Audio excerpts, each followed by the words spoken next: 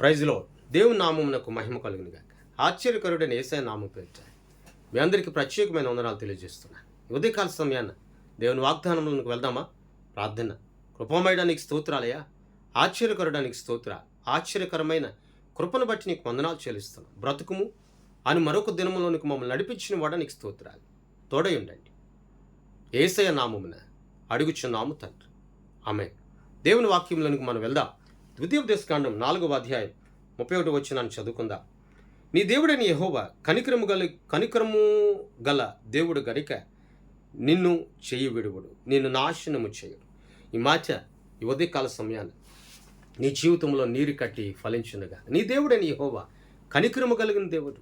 నిజమే, ఈ లోకంలో ఎంతోమంది దేవుళ్ళు అనబడిన వారు ఉన్నారు, దేవతలు అనబడిన వారు ఉన్నారు. వారి వైపు చూచిన 115వ కీర్తన ప్రకారముగా వారి వైపు చూచినా వారి కనికరం చూపేవారు కాదు అని లేఖనాలు చెప్పబడుతూ ఉన్నాయి. మరి ఈ రోజున వారే కాదు, నీ చుట్టూ ఉన్న ప్రజలు కానీ, నా అనబడిన వారు, రక్త సంబంధికులు అనబడిన వారు, ఏ మనుష్యుడు కూడా సమయం వచ్చినప్పుడు, అనగా నువ్వు బంధకంలో పడుంటే, నువ్వు కష్టంలో పడుంటే, దుఃఖముతో నువ్వు రోధిస్తూ ఉంటే, ఏ మనుష్యుడు నీ యొద్దకు వచ్చి కనికరం చూపడా. యెరూషలేమును విడిచి యెరికోకు వెళ్తున్నటువంటి ఒక మనుష్యుడు దొంగల చేతిలో చిక్కినప్పుడు మొదట 2 వచ్చారు కానీ వారు ఎవ్వరిలో కూడా ఏ మనుషుడు కూడా కనికరం చూపలేదు. అది మానవ నైజం. 3వ వ్యక్తి మంచి సమరుడైన యేసయ్య స్థలమునకు వచ్చినప్పుడు ఆ వ్యక్తి మీద జాలిపడి కనికరం చూపినట్లుగా లేఖనాలు చెప్పబడుతున్నాయి. ప్రియ దేవుని బిడ్డ, మరి ఈ రోజు నీ ఉదయకాల సమయాన నీపై కనికరం చూపేవారు ఎవరున్నారు? అక్కడ అంటాడు కదా, ఆయన కనికరం చూపే దేవుడే, కానీ నిన్ను చెయ్యి విడువడు. మనుషుడు చెయ్యి వదిలేస్తాడు. నీకు కష్టం వస్తే నీ దగ్గరికి రాడు, నీకు దుఃఖం వస్తే నీ దగ్గరికి రాడు, నీకు ఆవేదన వస్తే నీ దగ్గర రాడు, నీకు ఏదైనా రోగం వస్తే నీ దగ్గరికి రాడు, ఏదైనా నీకు అవసరత వస్తే నీ దగ్గరికి రాడు. అంటే నీ చెయ్యి విడిచిపెట్టినట్లే కదా. అయినను ఇంకా నువ్వు మనుషుని ప్రేమిస్తూ ఉన్నావు. కానీ నా దేవుడు మనుషుని లాంటి స్వభావం కలిగిన వాడు కాదు.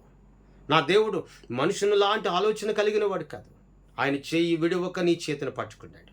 నీవింకా పాపంలో ఉన్నా, నీవింకా బ్రతుకుతూ ఉన్నా, దేవుని యొద్దకు వచ్చి స్తుతించి ప్రార్థించి మరల లోకంలోనికి వెళ్ళిపోయి లోకంలో పడిపోయి ఉన్నా సరే, నా దేవుడు ఏనాడు నీ చేతిని విడిచిపెట్టలేదు కదా. నా దేవుడు ఏనాడు కూడా నీ చేతిని విడిచిపెట్టకుండా ఆ చేతిని బలముగా గట్టిగా ఆయన పట్టుకున్నాడు కదా. ఆయన పట్టుకుని ఉన్నప్పుడు మరి నీవు ఏ రీతిగా జీవిస్తూ ఉన్నా? అక్కడ అంటాడు కదా, కనికరమ కలిగిన దేవుడు అంటే. ఈ లోకంలో ఎవరున్నారండి? ఎవరున్నారమ్మా? ఎవరున్నారయ్యా కనికరం చూపేవారు? ఎవరు లేరు, నా కండ తండ్రి అయిన యేసయ్య తప్ప. యేసయ్య అంటాడు కదా, నిన్ను చెయ్యి విడువడు. నిజమే, చెయ్యి విడిచిపెట్టడు. నిన్ను నాశనం చేయడు. నాశనం చేసే దేవుడు కాదు నా దేవుడు. నీ మేలును కోరుకునే దేవుడైనా, నీ బాగును కోరుకునే దేవుడైనా, నీవు ఉన్నతమైన స్థితిలో ఆనందించాలి. యెహోవా యందు నీవు ఆనందించాలి. దేశం యొక్క ఉన్నతమైన స్థలముల మీదకి నువ్వు ఎక్కింపబడాలి అని కోరుకునేవాడండి నా దేవుడు. నీ చేయి విడిచిపెట్టి నీ నాశనం చేసే దేవుడు కాదు. ఉదయకాల సమయాన ప్రియ దేవుని బిడ్డ, నువ్వు ఎక్కడ, ఏ ప్రాంతంలో, ఏ స్థలంలో ఉండి నువ్వు వింటున్నా సరే, ఈ మాట, ఈ వాగ్దానం నీ జీవితంలో నీరు కట్టి ఫలించునుగాక. ప్రార్థన. కృపాసత్య సంపూర్ణుడానికి స్తోత్రాలు. కనికరము కలిగిన దేవానికి స్తోత్రాలు. చెయ్యి విడువన దేవానికి స్తోత్రాలు. ప్రభు, మాపై కనికరము చూపి మా ప్రియులకు ఇచ్చిన ప్రతి చేతి పని, వ్యాపారం, బిడలు, వారి చదువు, ఉద్యోగాలు, ప్రతి దానిపై నీ కనికరము ప్రభు చూపమని అడుగుచున్నా. ప్రతి చేతి పనిపై, ప్రతి వ్యాపారంపై నా దేవుని కనికరము నిలిచిండునుగాక. తోడయండి, ఆదరించండి, బలపరచమని, నడిపించమని యేసయ్య నామమున అడుగుచున్నాము తండ్రి, ఆమేన్.